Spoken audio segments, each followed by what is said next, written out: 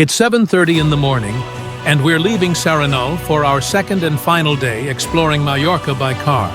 First, we're heading to Ermita de Bonany, a peaceful hilltop sanctuary with incredible views over the island. From there, we'll continue to the Sanctuary of Sant Salvador, perched high above the town of Felanitx. Next, we're driving to the famous Coves del Drach, where an underground world of caves and lakes awaits us. After the caves, it's time for something completely different. Safari Mallorca and a close-up look at some amazing animals. And finally, we'll finish our journey at the beautiful Santuario de Monti-Sion, high in the hills of Mallorca.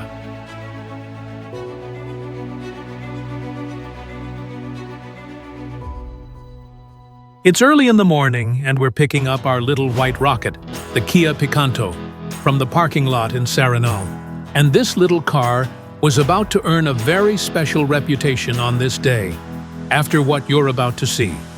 Our navigation decided that the best way to our first destination was quite literally through a field. But somehow, our little Kia makes it through, and after a while we finally reach our destination, Ermita de Bonany. We arrive early in the morning, and apart from us, there seems to be absolutely nobody here. Ermita de Bonany is a small sanctuary standing on the top of Puig de Bonany, near the town of Petra, about 317 meters above sea level. But this peaceful place has a rather interesting story behind it. The sanctuary dates back to the early 17th century, when Mallorca was suffering from a severe drought. In 1606, local people climbed this hill in a procession to pray to the Virgin Mary for rain. According to local tradition, rain came soon afterwards, saving the harvest and bringing much-needed relief to the island. The name Bonany is believed to come from this story, meaning something like good year. The original sanctuary was later rebuilt, and the church we see today was constructed between 1920 and 1925. Inside, you can find the statue of the Virgin Mary of Bonany, which has been venerated here for centuries. And because we've arrived so early, we have the whole place almost completely to ourselves. Just the peaceful morning, beautiful views over Mallorca, and our little white Kia ready for the next adventure.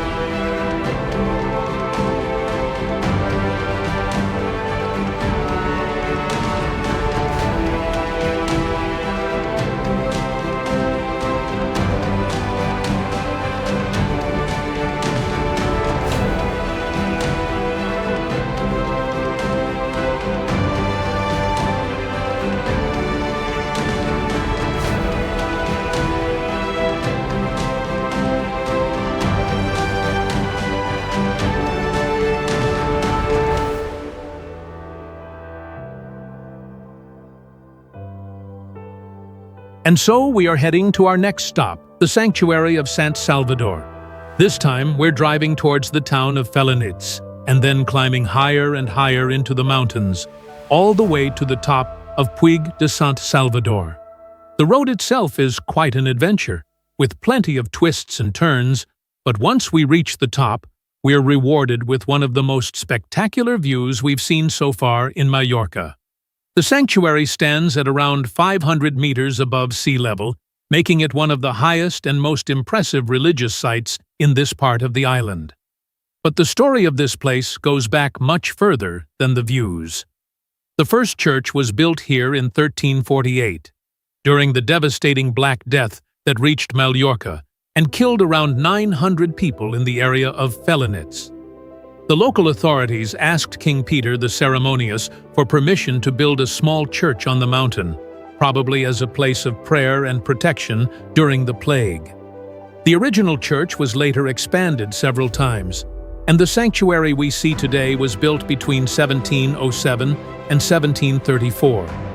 Inside, the main altar is dedicated to the Virgin Mary, whose image has been venerated here since the 15th century.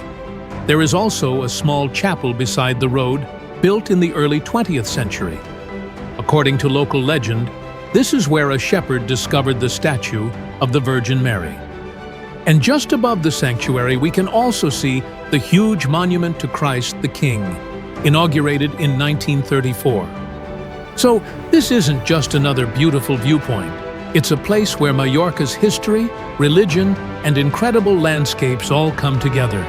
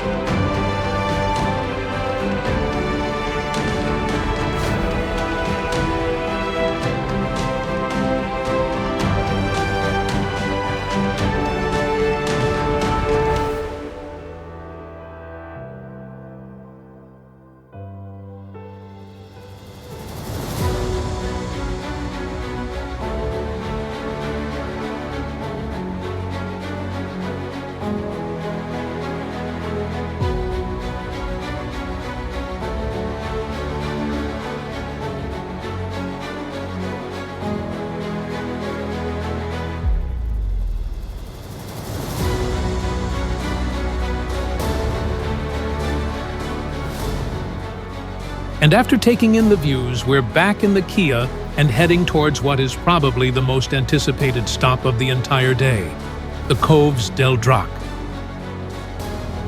We park next to the caves, but we still have some time before our entrance. And by now, we're getting pretty hungry.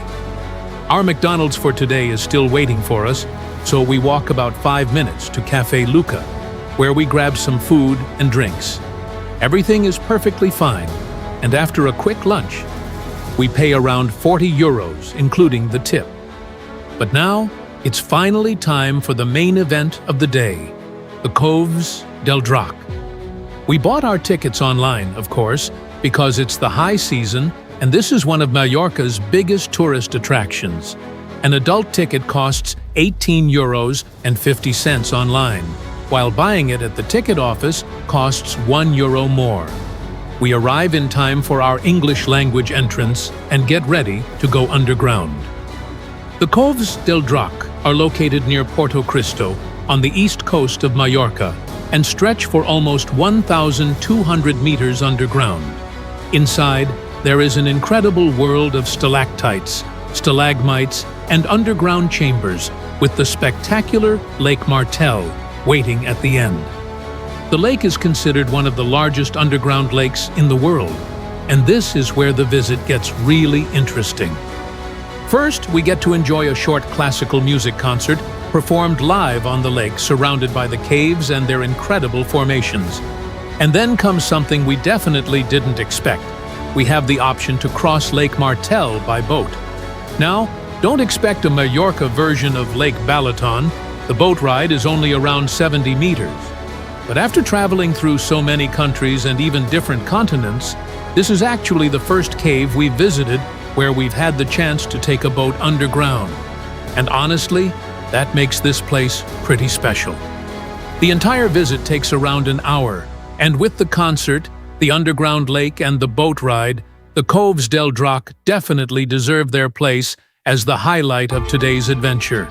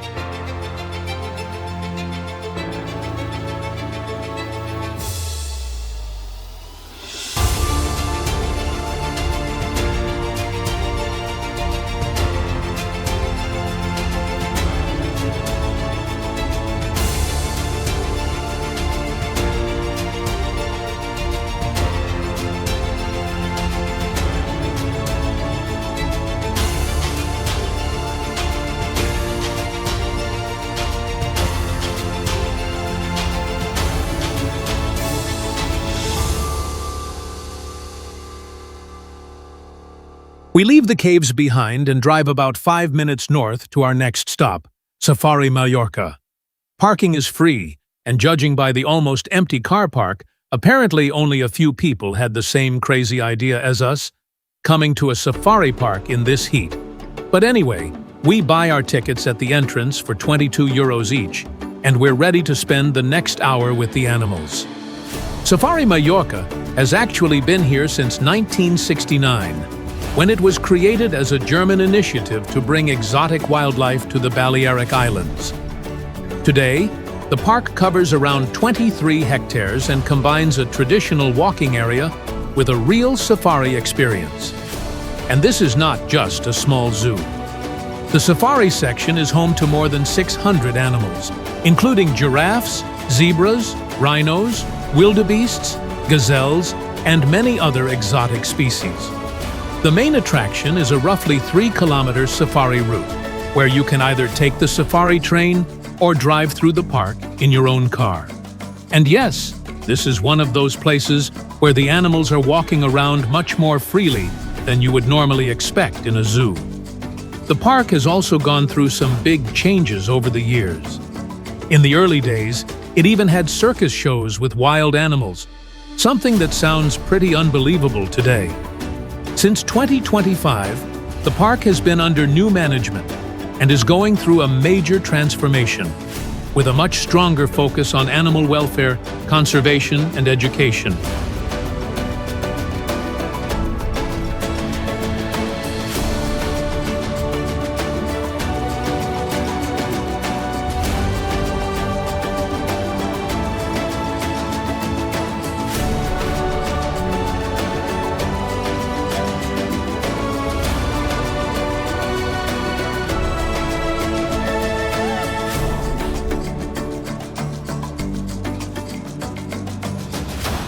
And yes, it really is hot.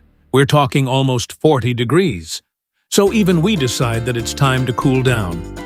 We park in the nearby town and walk towards Platja de Cala Millor. On the way, we grab some sangria, because apparently that's exactly what you need when you're already melting in the Mallorcan heat.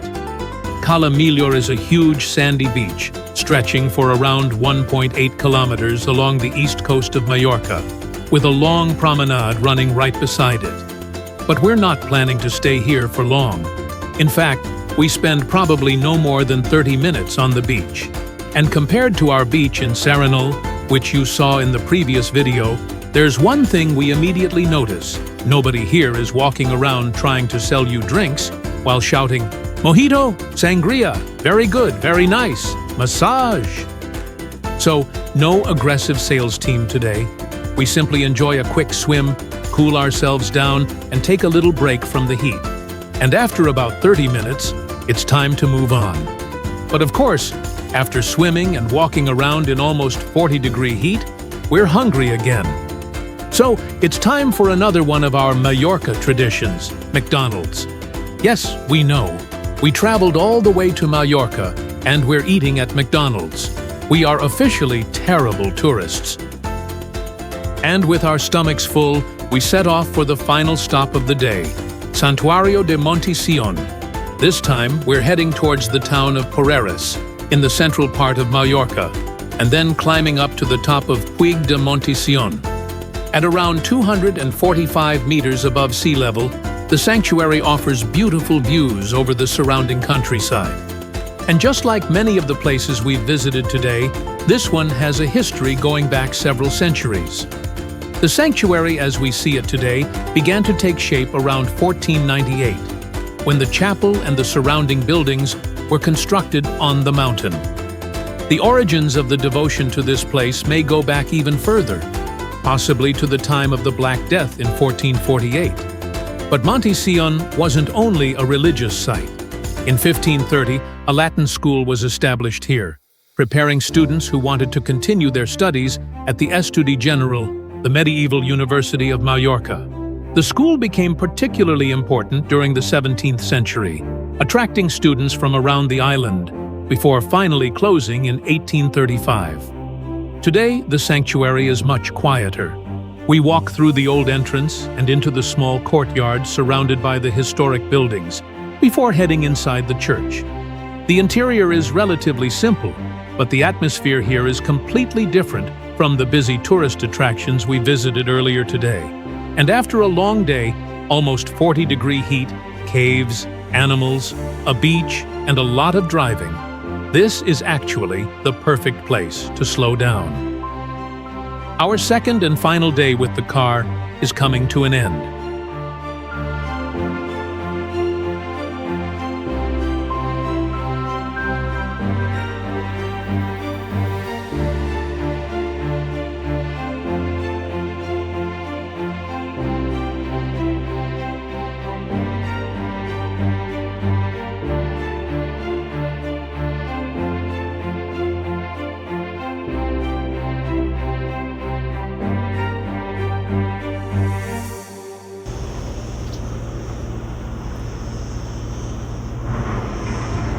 And so, we head back to Saranol, where it's time to give our little white rocket some well-deserved attention. We stop at a local petrol station, give the Kia a little wash, clean her up nicely, and thank her for the excellent service.